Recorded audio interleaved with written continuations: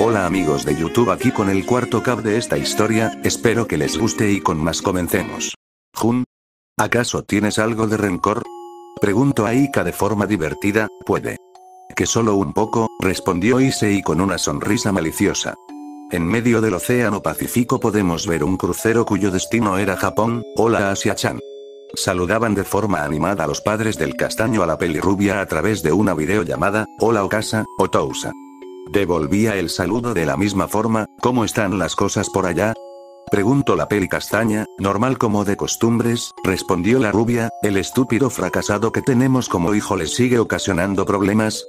Era la pregunta del peli castaño mayor, y era evidente el repudio con la que iba cargada dicha pregunta. Sí, Issei-san, sigue siendo la misma molestia de siempre, decía Asia con notable repudio y asco. Los padres del peli castaño al escuchar lo que les dijo la rubia fruncieron el ceño. Al parecer les molestaba que su intento de hijo molestara, entre comillas, a las adorables chicas que vivían en su casa. Pero hay buenas noticias, decía Asia llamando la atención de ambos padres. Si todo marcha de acuerdo a lo planeado, cosa que parece ser así, se declarará a Issei como inútil e innecesario, y podremos extraerle lo único de valor que tiene y al hacerlo podremos deshacerlo de él definitivamente. Al escuchar esto los padres de Issei cambiaron su ceño fruncido a uno que mostraba felicidad y dicha. Bueno, tengo que irme, los veo luego Okasa, Otousa, se despedía la rubia con una sonrisa. Sí, por cierto pronto llegaremos a casa para arreglar y terminar con los trámites de adopción, dijo la señora. Amplió su sonrisa hasta más no poder, mostrando que realmente se sentía alegre y llena de júbilo. Sí,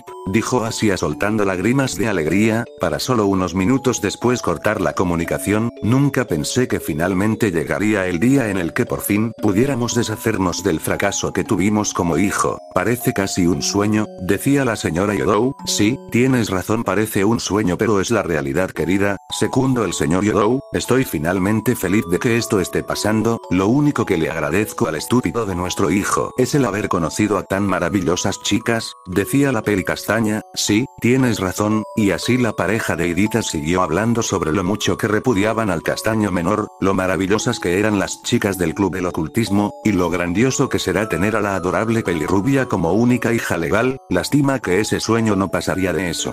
Pues el destino, si bien puede ser amable con aquellos que lo merecen, también podía ser cruel y desdichado con aquellos que se lo han ganado. ¡Ah!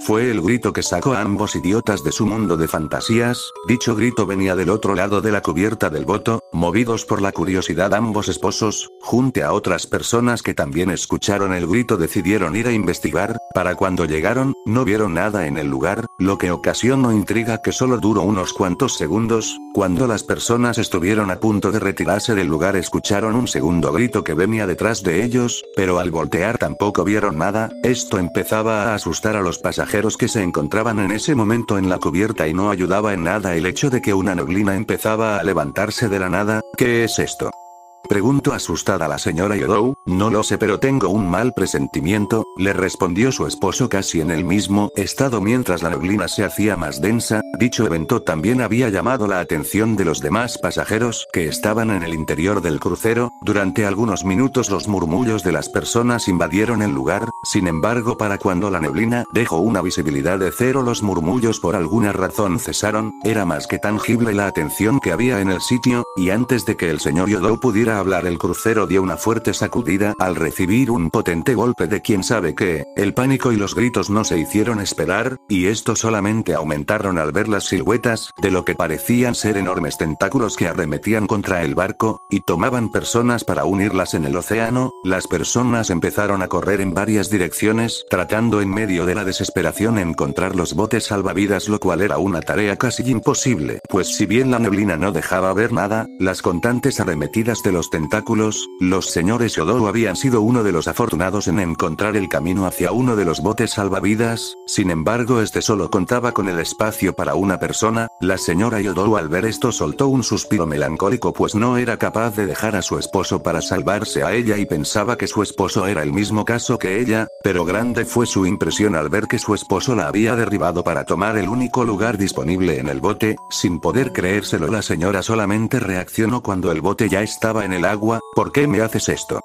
preguntó la señora con lágrimas en los ojos. Lo siento querida, le diré a Asia que me pediste que viviera, contestó el señor. Maldito, vuelve aquí desgraciado.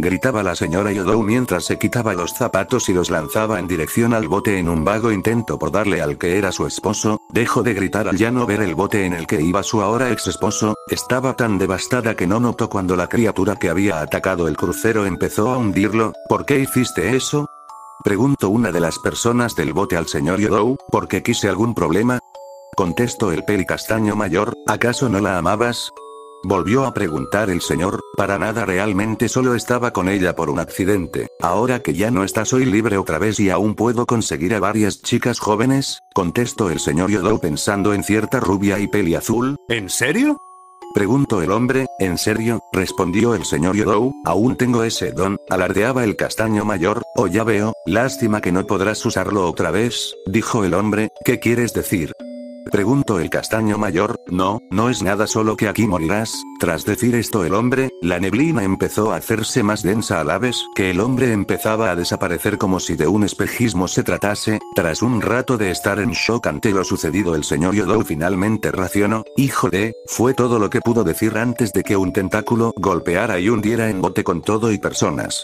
Te regreso en el puerto de Japón, aquí morirás. ¿No fue un poco dramático?, Issei, preguntaba Aika con una sonrisa socarrona. Jun, tal vez, pero eso no es lo importante. Ya hace tiempo que quería deshacer de ese humano. Puede que en ese tiempo aún no haya despertado, pero al darme cuenta de cómo veía a Shinobi, me daban unas ganas de matarlo que me eran difíciles de contener, y sigo creyendo que la muerte que le dio fue muy suave y piadosa para una persona como él, decía Issei mientras de forma inconsciente perdía su serenidad a la vez que empezaba a elevar su poder haciendo visible una aura oscura. Issei, gritó Aika para traer en sí al castaño, cosa que funcionó pues Issei al escucharla empezó a respirar profundamente mientras recuperaba su rostro sereno y su poder reducía. Perdón, me deje llevar.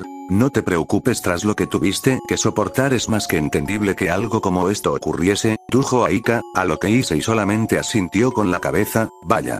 Parecer que ya está aquí, dijo Issei a la vez que del agua salían los mismos tentáculos que habían atacado el crucero. Los tentáculos dejaban en el lugar a una pelicastaña muy bien conocida por Issei. Bien hecho, le decía Issei a la criatura mientras le dirigía una expresión amable y con cierta tristeza en su voz, para que minutos después ésta se sumergiera de nueva cuenta en el océano. Así que, aún después de tanto tiempo, ¿te sigue afectando eso, decía Aika al ver a ver castaño de esa forma? Sin embargo el castaño no contestó. Aika, consciente del por qué actuarse Issei, no insistió. Era el sonido que rompía el ambiente que se había formado en el lugar. Vaya. Pero miren quién despertó, decía Aika al ver que la pelicastaña recobraba la consciencia. No, ¿dónde estoy?, preguntó la castaña mayor aún desorientada. No pasó mucho tiempo antes de que finalmente reconociera el lugar. ¿Qué estoy haciendo aquí? La pelicastaña cayó en seco al recordar lo que había ocurrido. Pero entonces, ¿cómo es que?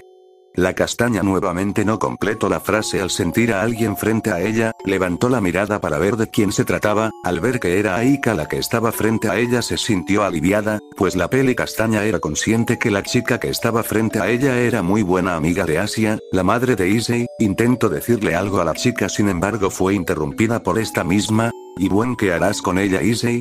Al escuchar esto, la pelicastaña miró detrás de Aika y compró que Issei se encontraba en el lugar. Al ver a Issei, la señora no pudo evitar poner una mueca de desagrado, la cual trataba inútilmente de disimular, y antes de que pudiera decir algo, se vio siendo ahorcada por el mismo Issei con una mano a la vez que la levantaba del suelo. Pensé que era uno de ellos, pero al parecer me equivoqué. No es más que una simple humana, así que solo la mataré, decía Issei, lo cual provocaba que la castaña mayor se asustara aún más, a punto de que Issei apretara el cuello de la mujer para darle punto final a su vida. Un círculo de comunicación apareció en su oído. Issei, ven rápido, debemos encargarnos de un demonio renegado, decía la voz de Rías. Issei, fastidiado, iba a contestar que no podía por un contrato, sin embargo cambió de parecer. Así iré de inmediato. En cuanto Issei contestó, el círculo desapareció. ¿Qué estás planeando, Issei?, preguntó Aika intrigada por lo que Issei había hecho. Solo un pequeño experimento, creo que esta mujer sí servirá de algo, contestó Issei a la vez que extendía la mano en señal de que le fueran otra de las criaturas que estaban en la bolsa. Al tenerla en la mano hizo que el cuerpo de esta desapareciera, dejando nada más que una flama violeta, la cual introdujo en el pecho de la que era su madre de forma violenta.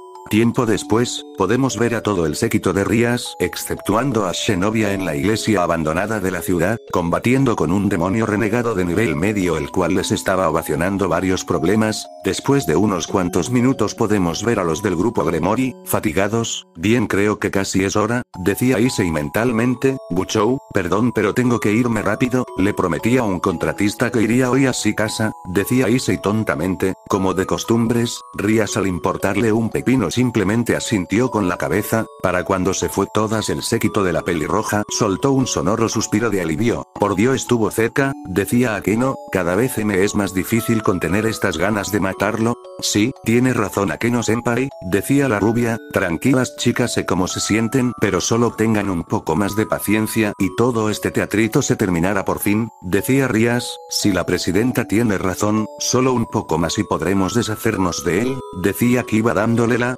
¿Qué pasa Kiba? Me preguntaba si me podría dejar a Shenobi a mí, ¿eh? ¿Y qué pasa con Tsubaki? El rubio soltó un gran suspiro antes de contestar. Ella ha estado actuando extraño desde que le contamos lo que se planea con Issei, y ha estado más cerca para tener relaciones. Y bueno, como Shenobi quiere un hijo con genes fuertes, pensé que, el rubio no terminó de hablar a escuchar movimiento de entre la vegetación de alrededor, temiendo que alguien ajeno a lo sobrenatural o a lo planeado para Issei estuviera allí, decidieron investigar. Unos cuantos metros alejado del lugar y sobre la copa de un árbol se encontraba Issei observando al grupo carmesí, Drake. Tranquilo, no me perdería esto por nada del mundo, respondió el mencionado, y ante dicha respuesta Issei sonrió de forma malévola. De regreso con el grupo Gremory, estos se encontraban saliendo de la iglesia abandonada para investigar lo que había allí, y antes de adentrarse entre los árboles, vieron a la madre de Issei salir de entre estos. Esto alivió a todos y alegró a Asia, sin embargo pronto se dieron cuenta que algo no estaba bien y su presentimientos fue acertado tras lo que sucedió. Fue todo lo que pudo hacer antes de que su cuerpo sufriera una metamorfosis de lo más violenta y grotesca, y lo que se hallaba frente a ellos les dejó la sangre helada. Fin de capítulo. Espero que les haya gustado, comenten, y hasta el próximo capítulo.